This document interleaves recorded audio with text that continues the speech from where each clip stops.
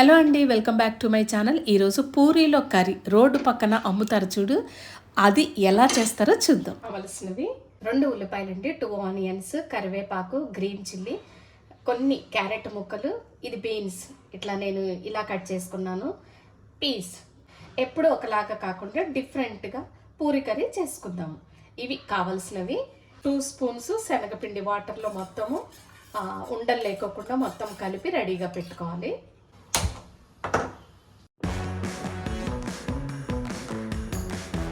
Oil కొంచెం వేడెక్కిన తర్వాత 1 టేబుల్ స్పూన్ ఆవాలు వేసి అవి చిటపట్లు ఆడిన తర్వాత శనగపప్పు, నెక్స్ట్ మినప్పప్పు, ఇవి కొంచెం ఫ్రై అయిన తర్వాత కొంచెం జీలకర్ర. ఇప్పుడు మనం ఆల్రెడీ ఏమేమి వెజిటేబుల్స్ అయితే కట్ చేసి పెట్టుకున్నామో అవన్నీ. పోపు ఫ్రై అయింది కదా,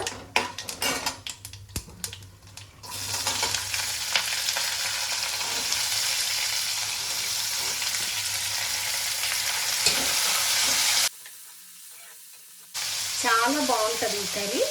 ఎప్పుడు ఒకే రొటీన్ కాకుండా డిఫరెంట్గా. ఫ్లేమ్ మాత్రం మీడియంలో పెట్టుకుందాం. బాగా ఫ్రై అవ్వకూడదు అనమాట. ఫ్లేమ్ మీడియంలోనే పెట్టుకోవాలి కదా, కొంచెమే ఉడకాలి. తర్వాత మనం సాల్ట్ వేసుకొని కవర్ పెట్టేసుకోవాలి. సరిపడా సాల్ట్. ఈ సాల్ట్ వేసినప్పుడు ఏమవుతుందంటే ఆనియన్స్ ఇవన్నీ మగ్గిపోతాయి త్వరగా. ఇవి ఫ్రై అవుతుంటే ఏం స్మెల్ వస్తుంది తెలుసా, చాలా బాగా స్మెల్ వస్తుంది. కవర్ పెట్టేద్దాం. ఇలా మీడియంలో ఒక 5 minutes.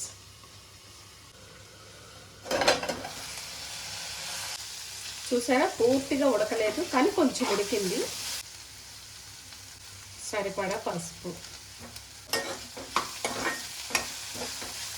సాల్ట్, పసుపు వేసుకున్నాము. కొన్ని వాటర్ పోసుకున్నాము, అంటే శనగపిండి వాటర్ కాదు, నార్మల్ వాటర్. ఈ వాటర్లో కొంచెం ఉడకాలన్నమాట. మూత పెట్టేసుకుందాము. కవర్ పెట్టేసి 3 minutes చూద్దాము. ఇప్పుడు మనం శనగపిండి వాటర్ కలిపి పెట్టుకున్నాం కదా, ఇది మొత్తం ఎక్కడ ఉండలు లేకోకుండా మిక్స్ చేసుకొని వేసేసుకోవాలి. ఇది మనం పోపులో ఇక్కడ శనగపప్పు, మినప్పప్పు ఇవన్నీ వేసాం కదా, మంచి ఫ్లేవర్ వచ్చిందనమాట కర్రీలో.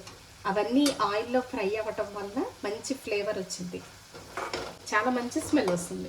మీరు కూడా ఒకసారి ట్రై చేయండి. ఎప్పుడు రొటీన్ కర్రీ కాకుండా పూరీలోకి డిఫరెంట్గా అప్పుడప్పుడు చేసుకుంటే మంచిగా అనిపిస్తుంది, తినాలనిపిస్తుంది.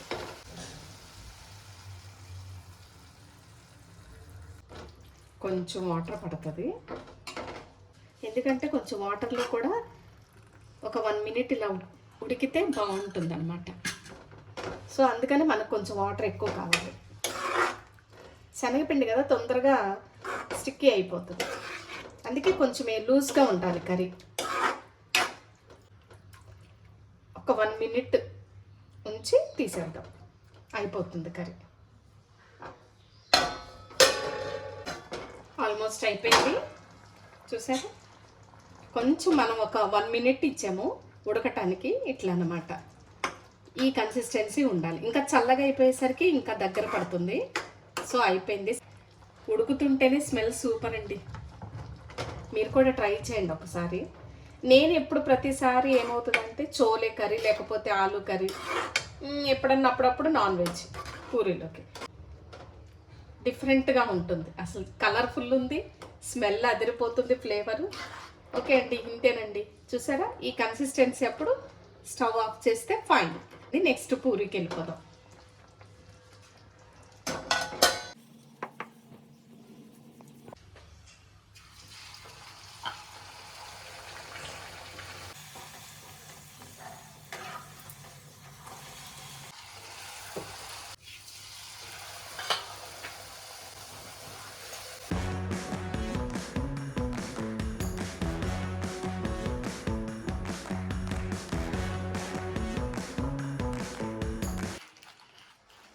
ఎప్పుడు తినేయాలా అనిపిస్తుంది. ఈ కర్రీ అయితే వేరే లెవెల్, సూపర్ ఉంది. పూరీ కన్నా ఎక్కువ కర్రీ తినేయాలనిపిస్తుంది. ఎంత బాగుందో ఒకసారి ట్రై చేయండి మీరు కూడా. చాలా బాగుంది.